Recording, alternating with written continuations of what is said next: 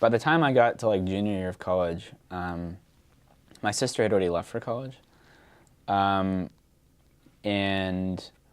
I really wanted to get out of the LA area. I was just very tired of it.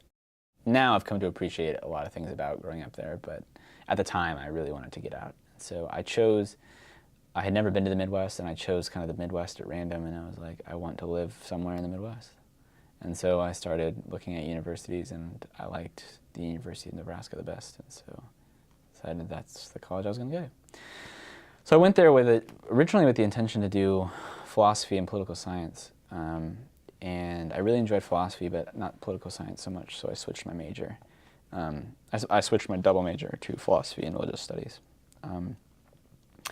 And very quickly, they don't have a very large department. They don't have a lot of majors, so they can be very intensive, like a lot of attention that they can focus on individual students. And so, very quickly, I kind of made connections to professors in the department, and one of them was a professor, Simon Wood, who was studying.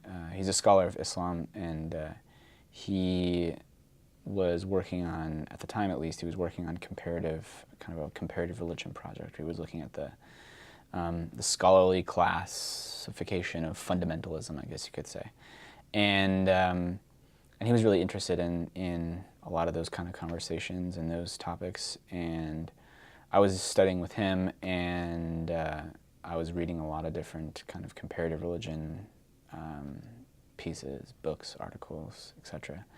And I kept coming across like some various Jewish groups. One of those was like Satmar Hasidim, the Chabad Hasidim, and I just became really interested in those groups, and those groups kind of led to the broader, like, interest in Jewish history.